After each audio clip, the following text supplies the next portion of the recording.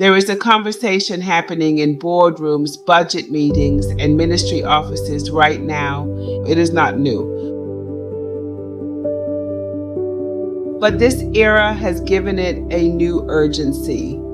The conversation goes something like this. Where can we reduce costs? What is our largest overhead expense? And what can we do about it? The answer has almost always been the same. People, welcome to human. Still, a conversation about faith, culture, and what it means to be human in the age of synthetic technology. This is not a space for easy answers. It is a space for honest ones. And this conversation belongs to all of us, not just me. So before we go any further, take a moment, drop a comment, tell me where you are watching from, and tell me this.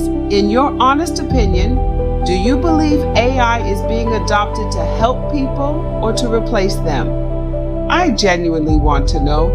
Deep wisdom in a fast world. Let's hear yours. Before we get into today's conversation, if you find value here, please like this video and share it with someone who needs to hear it. It helps this message reach more people, and it helps this channel grow. Now let's get into it. I want to start with something personal today. I have sat at budget tables, real ones, where real decisions were being made about real people. And I can tell you from firsthand experience, when the conversation turns to overhead costs, salaries and employee benefits are almost always the first line item that gets examined.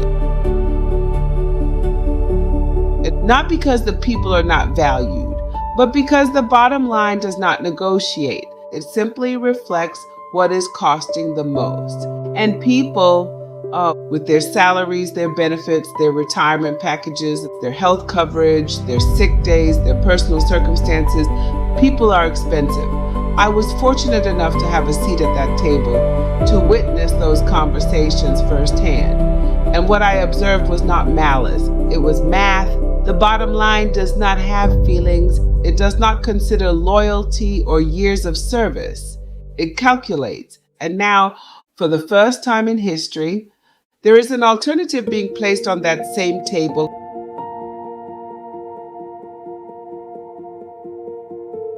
Artificial intelligence. Let me be honest about what AI offers from a pure bottom line perspective. It shows up every day. It does not call in sick. It does not have a bad week.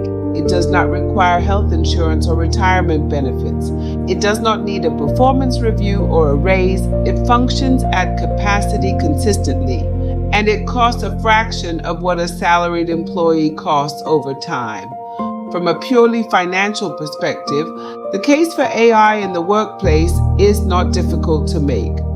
And that is precisely what concerns me, not because AI is wrong, but because the bottom line has never been a reliable measure of what actually matters in an organization.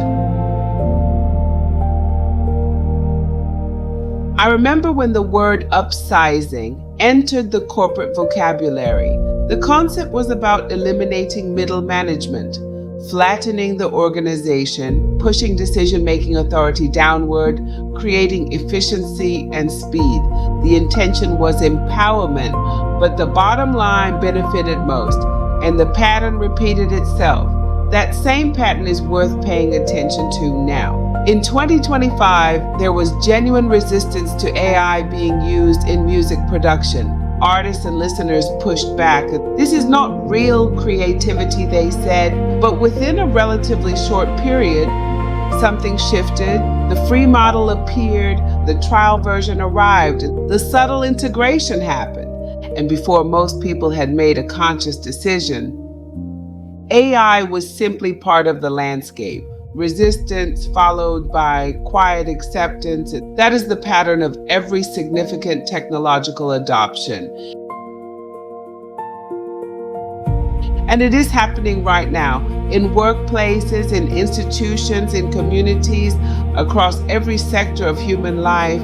Now, here is what I want to be careful to say honestly. I do not believe most organizations intend to replace people, but intention and outcome are not always the same thing. When the bottom line is calling the shots, decisions get made that were never explicitly planned, positions get eliminated, departments get restructured, tasks get automated, and quietly, without a formal announcement, people become less central to the operation, not because anyone decided that was the goal, because the bottom line made the argument.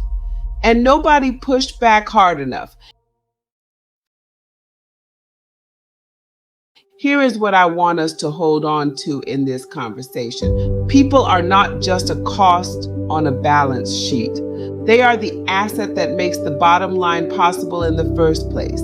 The volunteer who gives their Saturday, the donor who gives their resources, the employee who brings their creativity and judgment and relationships. In every context, corporate, nonprofit, faith-based, people are both the greatest expense and the greatest asset. AI addresses the expense side of that equation efficiently. But what happens to the asset side when the people are no longer fully in the room?